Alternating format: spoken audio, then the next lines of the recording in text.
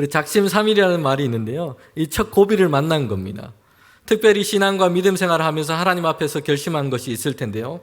어떤 것을 하시기로 여러분 마음에 결심을 하셨습니까? 성경 말씀 읽기, 또 예배와 시간을 구별하는 것, 새벽 기도에 참석, 감사하기, 가정 예배, 또 새해 달력만 바꾼 것이 아니라 이렇게 새로운 마음으로 시작하신 분들이 계실 겁니다.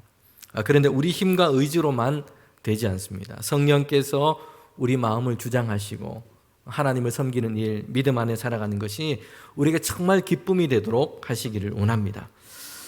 특별히 새해에는 수요 기도회에 함께 예배하고 기도해야 되겠다, 이런 이 생각이 있으셔서 오늘 이런 마음으로 처음 나오셨거나 한동안 쉬시다가 혹시 나오신 분 계십니까? 네. 몇 분 제가 얼굴이 보이는 것 같아요. 네. 주님의 이름으로 축복합니다. 네. 우리는 사실 자신의 능력이 부족함을 느낄 때가 많습니다. 어떤 일을 이루려고 하나 그만한 능력과 힘이 자신에게 없음을 깨닫고 실망할 때가 많이 있습니다. 갑작스럽게 닥친 사고나 재난 앞에서 인간이라고 하는 이 존재의 연약함, 무능력함을 느낄 때도 있습니다. 특별히 코로나19는 3년 동안 우리의 삶을 이렇게 바꾸어 놓았습니다. 전 세계가 두려움과 어려움에 떨어지게 만들었습니다. 우주도 탐사하고 인공지능도 만들고 막 로봇도 만들고 했는데요. 그런데 사람 눈에 보이지 않는 이 작은 바이러스 때문에 세계 전체가 마비되기도 했습니다. 수천만 명이 목숨을 잃기도 했습니다. 3년 동안 그렇게 노력을 하고 있지만 아직 종식되지 않고 코로나19는 아직 극복되지 못하고 있습니다. 인간의 연약함을 느끼게 만듭니다. 성경에서 특별히 사명으로 하나님의 부르심을 입은 사람들이 있습니다. 그런데 그들 중에는 곧장 순종함으로 응답하지 못했던 사람들이 있습니다. 하나님께서 맡겨주신 그 사명에 비해서 자신의 자금, 이 연약함을 느끼고 그 능력 없다는 것을 보았기 때문입니다. 여러분, 애굽 종살이였던 이스라엘 백성을 인도하여 내시기 위해서 모세를 부르셨는데요. 모세의 대답은 나는 이미 둔합니다. 내가 누구기에 나를 보내시려고 합니까? 라는 응답이었습니다. 이스라엘 백성을 인도하여 내기 위해서는 애굽의 강한 군대와 맞서야 합니다. 애굽의 파라오 앞에 서야 합니다. 애굽은 초강대국이었어요. 당시 세계 안에서 누구도 대체할 수 없는, 대적할 수 없는 그런 힘을 가진 존재, 이것이 애굽이요, 애굽의 파라오입니다. 그런데 하나님께서 모세에게 말씀하십니다. 애굽으로 가서 노예 생활하던 너의 종족 이스라엘 백성을 인도하여 내라. 내 백성을 인도하여 내라 라고 말씀하신 것이에요. 이 하나님의 명령과 부르심 앞에서 모세는 자신에게는 그럴 만한 능력이 없고 부족함을 느낍니다. 모세는 나이는 80이었고 광야에서 양치기를 하고 있습니다. 그에게는 군대도 없고 병거도 없습니다. 애굽의 이 바로를 설득할 만한, 그의 마음을 녹일 만한, 움직일 만한 그런 말주변도 없습니다. 자신에게 주어진 이 거대한 사명 앞에 자기 존재의 이 작음, 그 사이에서 지금 느끼고 있는 것이 있어요. 나는 감당할 수 없다. 내게는 능력이 부족하다. 이런 연약함을 느끼고 있는 것입니다. 자, 그러면 하나님께서 이런 모세를 모르시고 지금 선택하시고 부르신 걸까요? 모세의 나이가 이미 80세이지만 그의 셔츠 안에는 감추어진 근육질 몸에 강철 체력을 소유한 그런 사람이 모세인 줄 알고 하나님이 모세를 부르셨을까요? 모세가 엄청난 비밀 병기를 감추고 있고 그 뒤에는 그를 따르는 수많은 사람들, 부하들이 있을 것이라 하나님께서 착각을 하시고 모세를 부르셨을까요? 아니라는 대답을 우리는 성경에서 보게 됩니다. 하나님은 알고 계십니다. 모세 자신에게는 그럴 만한 지식도 능력도 힘이 없다는 것을 아세요. 그런데도 모세를 부르신 것이에요. 왜 그렇습니까? 이스라엘 백성을 애굽에서 나오게 하고 광야를 걷게 하시고 모든 대적들에게 승리하게 하십니다. 그렇게 해서 모세의 탁월함, 모세의 능력, 사람의 능력, 이런 것이 증명되는 것이 아니라 하나님은 하나님의 능력, 하나님의 능하심을 보이신 것입니다. 여러분, 모세는 자신의 연약함, 무능력함 때문에 하나님께 이렇게 대답했습니다. 나는 못 갑니다. 나는 안 됩니다. 나는 말을 못합니다. 나는 그럴 만한 자가 아닙니다. 보낼 만한 사람을 보내세요. 그럼 모세에게 하나님이 무엇을 행하시고 무엇을 보여주시냐? 성경을 보면 모세 자신에게 특별한 초능력을 그에게 주시는 것이 아니었어요. 하나님은 능력이 있으시다. 하나님 자신을 모세에게 보이신 것이에요. 그리고 이렇게 말씀하세요. 내가 너의 입과 함께 있어서 말할 것을 가르칠 것이다. 내가 너와 함께 할 것이다. 라는 것입니다. 모세처럼 우리는 우리의 연약함과 부족함을 주목하고 묵상할 것이 아니라 하나님의 능하심과 하나님의 함께하심을 주목하는 저와 여러분이 되기를 원합니다. 오늘 마태복음 10장에 보면 예수님께서 이제 12명의 제자를 부르시고 파송하는 모습을 보게 됩니다. 지난 수요일에 말씀 중에 제가 이런 말씀을 드렸습니다. 산 위에서 듣고 산 아래서 산다라는 것이요. 이것은 예수님의 사람들, 제자와 성도들의 모습이라고 말씀했습니다. 하나님의 말씀은 산 위에 올라서 듣는 것이요. 산 아래 세상의 풍조, 유행, 사람들의 귀를 즐겁게 하는 것에 맞춰서 듣고 거기에 따라서 더하거나 빼거나 이렇게 하나님의 말씀을 듣는 것이 아니라고 말씀드렸습니다. 모세는 시내산에 올라서 하나님의 율법과 규례를 들었습니다. 빽빽한 구름이 이 시내산을 둘러 진쳤습니다. 산 아래가 보이지 않는 것이요. 그 속에서 하나님은 모세에게 하나님의 율법과 말씀을 주신 것입니다. 그리고 산 아래 내려가서 이스라엘 백성 가운데 선포하고 그 말씀과 규례를 따라 살도록 하신 것입니다. 산 위에서 듣고 산 아래서 산다. 여러분, 이것은 예수님께서 제자를 부르신 모습이에요. 예수님은 제자를 부르시면서 뭐라고 그들에게 말씀하냐면 이미 부르시면서 그들을 사도라고 말씀하고 계세요. 여러분, 제자라고 하는 이 뜻은 어떤 뜻이냐면 예수님께서 불러서 부르심을 받은 사람, 예수님께 와서 배우는 사람이 제자입니다. 그런데 이 사도라고 하는 단어는 헬라어로 아포스톨로스라는 단어예요. 이것은 보냄을 받은 자, 보내는 자라는 뜻입니다. 오늘 말씀의 10장 1절에 보면 12제자를 부르사, 12명의 제자를 부르신 것이요. 주님과 함께 걸으며 예수님께 배우도록 부르신 것이요. 그리고 10장 2절에 보면 그 12명의 사람을 동일하게 이렇게 얘기를 하고 있어요. 12사도의 이름은, 사도라고 지금 얘기를 하고 있습니다. 12제자를 부르시고 12사도의 이름을 지금 얘기를 하고 계신 것입니다.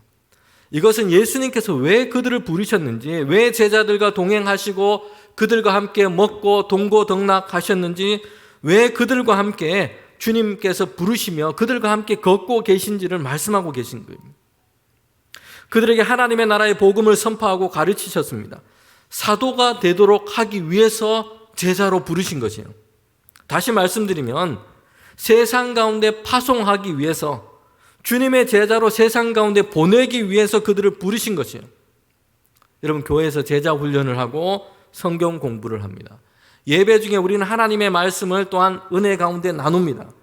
이를 통해서 무엇을 우리는 해야 하는 것일까요? 그 말씀이 이제 실제 삶의 현장에서 역사하는 믿음이 되기를 원하는 겁니다.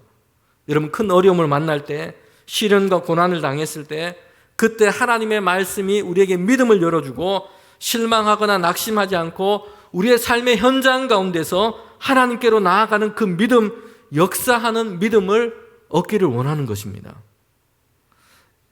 지선아 사랑해라는 이 책과 간증으로 잘 알려진 분이 있습니다. 아마 여러분도 다 잘 아실 것입니다.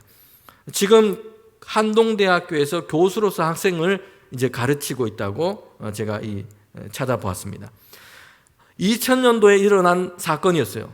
이제 기말고사 준비를 한다고 학교에서 공부를 하고 돌아오는 길이었습니다.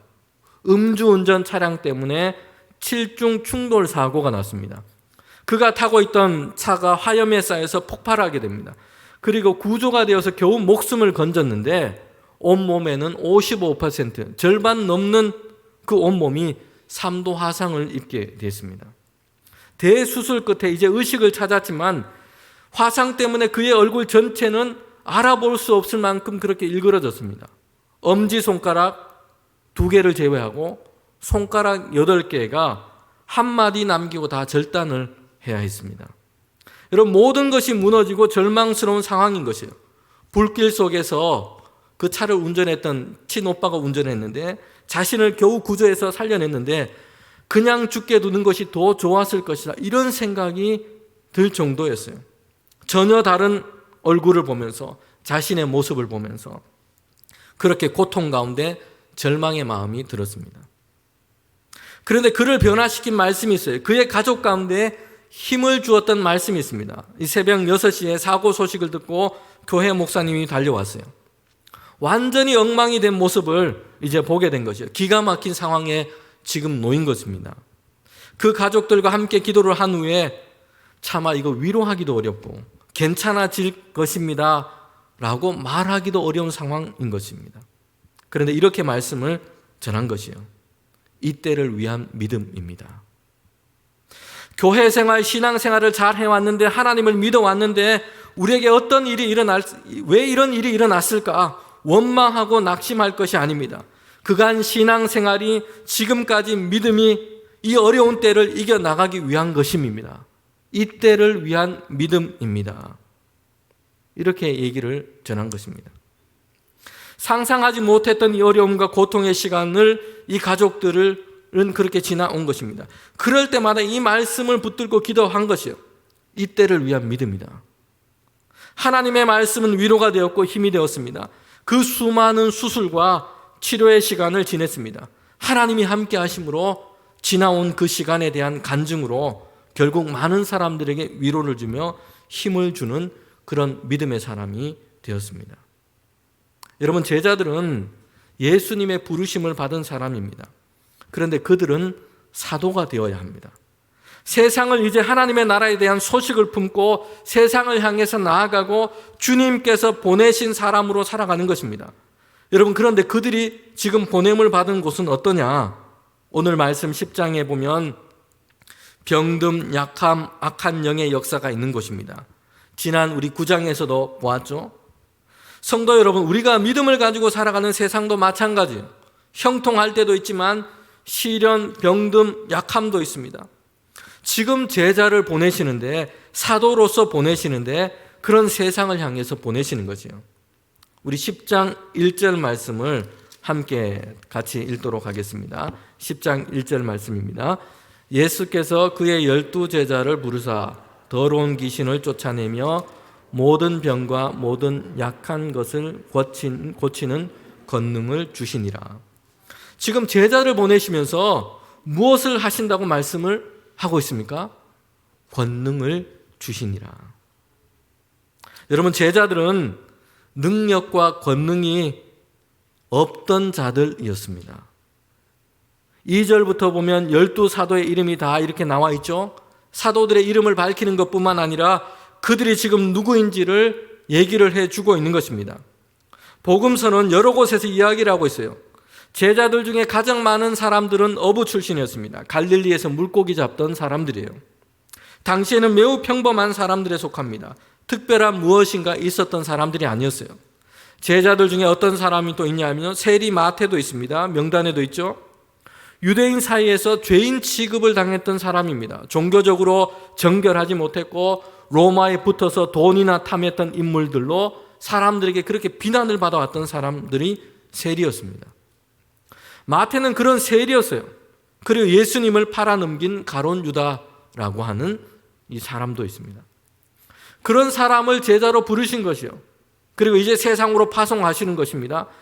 연약한 자가 힘을 얻고 병든 자가 고침을 받고 약한 것을 고치시는 그 하나님의 일, 하나님의 나라의 일을 선포하고 그것을 증거하도록 그들을 보내신 것입니다. 그런데 그들에게 무엇을 주님께서 하셨냐면 권능을 주시사 더러운 귀신을 쫓아내고 병과 약한 것을 고치는 권능을 주시사 말씀합니다. 권능은 제자들에게 있지 않았습니다. 제자들이 타고난 것이 아니라 제자들이 자신을 개발해서 얻어낸 것이 아니었어요. 제자들 자신 안에 있던 능력인데 잠들어 있었던 것인데 잠재된 것을 끄집어낸 것이 아니었어요. 주님께서는 그들에게 권능을 주신 것입니다. 하나님의 나라의 복음을 가지고 세상을 향해 갈 때에 그들에게 주님께서 주신 것이에요. 그들이 이제 세상 가운데서 그리스도의 제자로 복음을 전파하고 하나님의 나라를 구하며 살아갈 때에 하나님께서 그들에게 권능을 주신 것입니다. 여러분, 제자들에 대해서 기록한 이 말씀을 보면 사실 우리는 부럽기도 합니다. 왜냐하면 우리에게는 왜 이런 권능과 능력이 없는 걸까? 답답함을 느끼기도 합니다. 병을 고치고 약한 곳을 고치는 그런 능력이 우리에게도 있고, 그런 일들이 우리가 기도할 때 사건으로 일어나기를 우리는 원하는 것이죠. 열심히 기도하지만 여전히 몸과 마음이 회복되지 못한 채 병마 가운데 있는 성도들과 가족들을 보면서 우리는 안타까운 마음이 듭니다. 사도들은 하는데 왜 우리는 안 될까? 성경에는 일어나고 있는데 왜 우리에게는 일어나지 않는 걸까? 이런 의문이 우리에게도 들기도 합니다. 여러분, 그러나 오늘 말씀에서 우리는 분명히 알게 됩니다. 권능은 주님이 주시는 것입니다. 우리의 몫이 아니세요. 주님께서 주시는 것입니다. 하나님의 나라의 사역을 위해서, 복음 전파를 위해서 필요를 따라서 그 권능을 주시는 것입니다. 그러기에 제자들이 구해야 할 것은 병 고치는 능력이 아니었어요. 하나님의 나라가, 복음이 사람들 가운데 온전하게 전파되는 것입니다.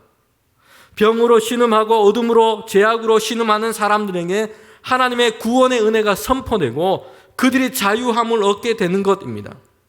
여러분, 우리가 이를 위해서 전적으로 마음을 다해 헌신할 때에 주님께서는 그 필요를 따라서 권능을 주시는 것입니다. 그리고 그 필요를 따라서 그 권능을 가져가시는 분도 주님이세요. 12제자를 파송하면서 주님이 주시는 명령이 있어요. 병을 고치는 것으로 권능을 증명해라, 이것이 아니었습니다. 사람들을 모으고 기적을 행하기 위해서 그들을 파송하신 것이 아니었어요. 여러분, 주님께서 제자들에게 주신 것은, 명령은 하나님의 나라 천국이 가까이 왔음을 선포해라 라는 것입니다. 그래서 금이나 은이나 동을 전대에 가지지도 말고 두 벌 옷이나 신이나 지팡이도 가지지 말고 성이나 마을에 들어가서 전파해라, 전하라 라고 하신 것이에요. 사도들은 권능을 행하기 위해서 파송된 것이 아니었습니다. 하나님의 나라를 전파하기 위해서, 선포하기 위해서 파송이 된 것이에요. 하나님의 구원과 은혜를 선포하기 위해서 그들은 파송이 된 것입니다. 이를 위해서 그 필요를 따라서 주님께서 권능을 주시는 것입니다. 여러분, 사도행전 3장 말씀을 우리가 함께 살펴보고자 합니다. 성전 미문 앞에 구걸했던 사람이 있습니다. 이 사람은 장애를 가진 사람이었어요. 태어나면서부터 걷지 못했던 사람이었습니다. 그런 사람들에게 매여서 성전 미문 앞에 이렇게 옮겨졌습니다. 그리고 거기에 앉아서 매일매일 구걸을 하면서 지금까지 살아온 것이에요. 어느 날 베드로와 요한이 이제 그곳을 지나가게 됩니다. 그는 정한 시간에 기도하기 위해서 예루살렘 성전에 들어가고 있었습니다. 그런데 미문 앞에 이 앉은 뱅이를 보게 된 것입니다. 베드로와 요한이 주목해서 이 사람을 봅니다. 그러자 이 사람도 베드로와 요한을 이렇게 바라봅니다. 왜 바라보냐? 무엇인가 얻기 위해서였습니다. 돈을 구걸하기 위해서 살아왔습니다. 그를 주목하고 보고 있으니 베드로와 요한이 이 사람에게, 나에게 정말 괜찮은 금액의 돈을 줄 것이라 짐작하고 생각을 한 것이에요. 그래서 베드로와 요한을, 이 앉은뱅이도 그렇게 본 것입니다. 그런데 베드로와 요한이 이렇게 얘기를 합니다. 사도행전 3장 6절 말씀이요. 은과 금은 내게 없거니와 내게 있는 이것을 내게 주노니 나사렛 예수 그리스도의 이름으로 일어나 걸으라고 오른손을 잡아 일으키니 발과 발목이 곧 힘을 얻고 뛰어서서 걸으며 그들과 함께 성전으로 들어가서 걷기도 하고 뛰기도 하며 하나님을 찬송하니. 예수 그리스도의 그 이름의 권능으로 그를 일으킨 것입니다. 여러분, 베드로와 요한은 남이 가진 것이 아니라 다른 것으로 사는 사람이었어요. 그것이 그들의 권능이었습니다. 나사렛 예수 그리스도였습니다. 사람들은 이 앉은뱅이를 놀랐습니다. 이 앉은뱅이 때문에 놀랐습니다. 은과 금으로 안 되는 일이 일어난 것이에요. 요즘 말로 하면 그 힘이 있는 전능한 돈으로도 할 수 없었던 일이 일어난 것입니다. 여러분, 오늘 시대 사람들은 말하지 않습니까? 돈이면 못할 것이 없다. 돈이 중요하다. 돈이면 된다. 여러분, 그런데 이것은 거짓말이었어요. 성전 미문 앞에 구걸하던 이 사람이 말하는 그것은 전능한 돈으로도 할 수 없는 운명의 굴레를 이 사람은 짊어지고 있었던 것입니다. 한두 해가 아니라 40년 동안이었습니다. 그런데 이제 그가 일어나게 된 것입니다. 그가 걷고 뛰며 하나님을 찬송하게 되었습니다. 금과 은이 아니라 나사렛 예수 그리스도께서 하신 것입니다. 예수 그리스도께서 그의 저주받은 운명의 마침표를 찍으시고 구원의 은혜 안에서 하나님을 찬미하는 자로 바꾸신 것이에요. 여러분, 이 일은 성전 미문 앞에 앉아있는 안진뱅이에게만 일어난 것이 아니었어요.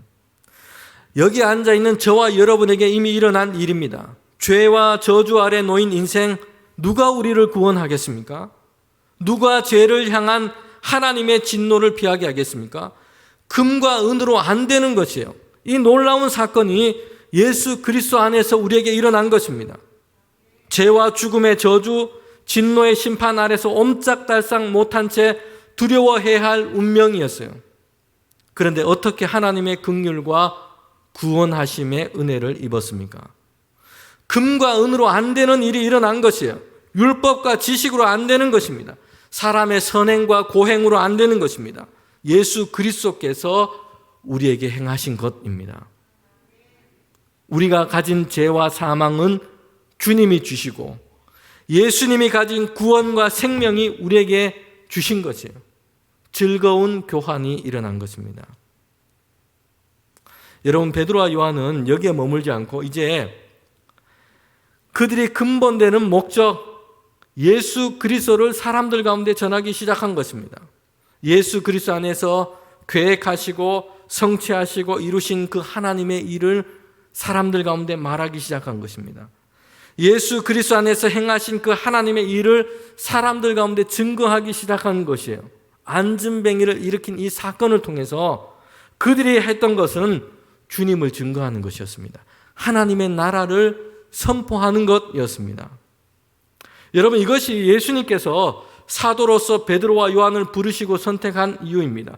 그들을 통해서 권능 가운데 기적을 행하신 이유가 바로 여기에 있습니다. 하나님의 나라를 선포하기 위해서인 것입니다. 여러분, 반세기 전에 활동했던 이 도널드 반 하우스라는 미국 장로교 목사님이 있었습니다. 그가 주일 설교에서 이 방송에서 그가 했던 설교가 미국 전역에 중계가 되었습니다. 그는 어느 날 이렇게 주일 설교에서 이런 물음을 사람들에게 던졌습니다. 사탄이 만약에 한 도시를 완전히 장악한다면 어떤 모습일까요? 여러분, 이 물음에 우리는 어떤 것을 상상합니까? 만약에 사탄이 우리가 사는 이 대구를 장악한다면 어떻게 될까요? 아마 우리가 상상하는 것은 지옥처럼 막 어둠이 깔리고 음침한 도시에 사람들은 막 폭력과 죽음을 일삼는 이런 광경, 사람들은 막 분노의 얼굴로 서로를 미워하고 분쟁하고 전쟁이 일어나고 도시는 폐허가 되고 아마 이런 상상을 우리는 다 하고 있을 겁니다. 그런데 이 도널드라는 목사님이 설교 중에 이렇게 얘기를 한 것이에요. 사탄이 필라델피아를 장악한다면 술집은 모두 문을 닫을 것이고 도색물들은 자취를 감출 것입니다. 깨끗해진 거리는 서로 웃음을 머금은 보행자들로 가득 찰 것입니다. 저주와 악담은 사라질 것입니다. 아이들은 예 선생님 하며 공손하게 말하게 될 것입니다. 교회는 매 주일 문전성시를 이룰 것입니다. 그러나 예수 그리스도가 선포되지 않을 것입니다. 여러분, 이렇게 얘기를 한 것입니다. 여러분, 이것은 우리에게 놀라운 이야기를 지금 전해주고 있는 것이에요. 여러분, 예수 그리스도가 선포되지 않는다면 여러분, 거기에는 하나님의 나라가 지금 없는 것이에요. 놀라운 기적이 일어났습니다. 사람들이 몰려옵니다. 문전성시를 이루고 있어요. 사람들은 한결같이 만족스러워합니다. 그러나 예수 그리스도가 선포되지 않는다면 여러분, 하나님의 나라, 하나님 편에는 의미가 없는 것이에요. 기독교 역사에서 오늘날에도 사람들은 잘못된 길로 몰아가고 바른 신앙을 무너뜨리는 이단들이 있습니다. 여러분, 거기에도 사람들의 열정과 열심이 있습니다. 신비한 경험과 체험이 있습니다. 기적 같은 일도 일어나요. 그러나 거기에는 예수 그리스도가 없습니다. 세상에서 기적적인 성공을 이룬 사람들의 이야기가 있습니다. 사람들에게 인정받습니다. 착하고 선한 일도 많이 합니다. 모든 사람들이 그를 만나면 막 행복해합니다. 그러나 예수 그리스도가 그에게 없다면 여러분, 하나님 편에는 의미가 없는 것입니다. 여러분, 베드로는 예수 그리스도의 이름과 권능으로 안진뱅이를 일으키는 기적을 행했습니다. 정확하게 말하면 예수 그리스도께서 하나님께서 베드로를 통해 예수 그리스도의 이름 가운데 그 능력을 행하신 것이에요. 사람들이 기대하지도 상상하지도 계획할 수도 없었던 그 기적이 일어났습니다. 여러분, 그 기적의 결과가 무엇이냐면 사도행전을 보면 안진뱅이가 걷고, 여러분, 우리가 생각하는 기적이죠. 안진뱅이가 일어나 걸었어요. 그런데 그 뒤에 이어지는 말씀이 있어요. 뛰며 성전에 들어가서 하나님을 찬미하더라. 여러분, 기적은 어그러진 자가 회복되고 주저앉은 자가 일어나고, 그래서 하나님을 찬미하는 것입니다. 전능하신 하나님, 인생의 주관자가 되시는 하나님, 세상을 통치하시는 하나님을 찬미하는 것, 여러분, 이것이 기적의 결과인 것입니다. 안진뱅이가 일어난 것, 여러분, 여기에 기적의 결과가 아니라 그 사람이 결국에는 하나님을 찬미하게 되었다는 것이에요. 원망과 좌절과 실망과 여기에 갇혀있던 그 사람이 하나님을 찬미하게 된 것입니다. 여러분, 주님의 권능과 기적은 불가능한 일, 이것이 가능성이 희박한 일, 이것이 일어났다라는 것에 머물러 있지 않습니다. 어떤 한 성도가 있습니다. 의사들도 이제 모든 치료를 중단해버린 그런 환자였습니다. 그 자신이 가족이 그를 사랑하는 교우들이 하나님께 매달려 기도합니다. 하나님께서 그에게 기적을 베푸셨어요. 치료하시고 완전하게 회복시키셨습니다. 그는 병상에서 이 노인 이 현실 가운데 하나님의 일하심을 보았습니다. 그리고 하나님을 찬미합니다. 주님의 권능을 경험했습니다. 기적이 일어난 것입니다. 여러분, 동일하게 처한 이런 상황에 처한 다른 환우가 있습니다. 병이 낫는 것, 극적인 일이 일어나는 것을 기도했지만 그렇지 못했어요.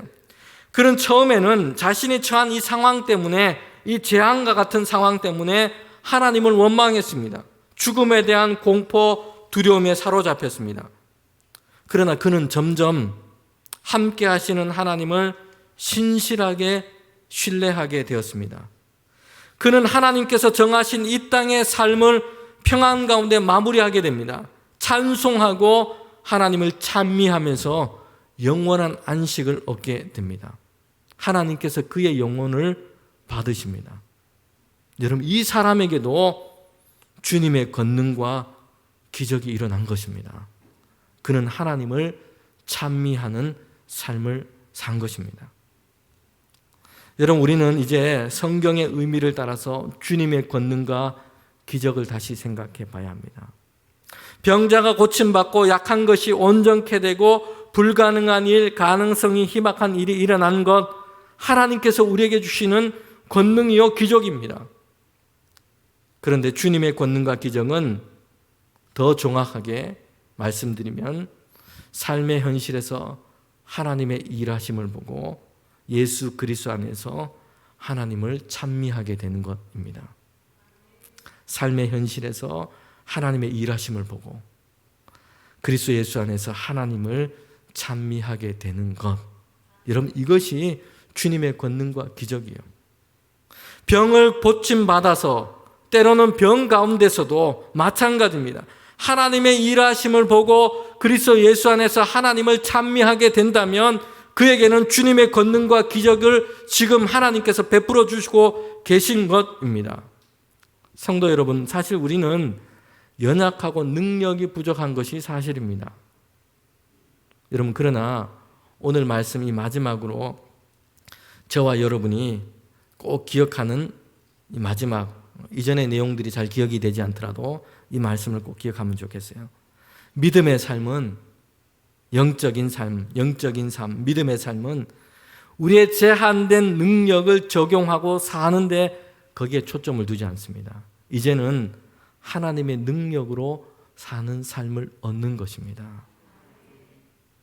우리의 연약함과 부족함, 이것을 주목하며 사는 것이 아니라 우리의 제한된 능력을 적용하고 이것을 사용하는 데 막 초점을 두고 사는 것이 아니라 이제 하나님의 능력으로 사는 삶. 여러분, 이런 믿음의 삶을 살아가는 저와 여러분이 되시기를 주님의 이름으로 축복합니다.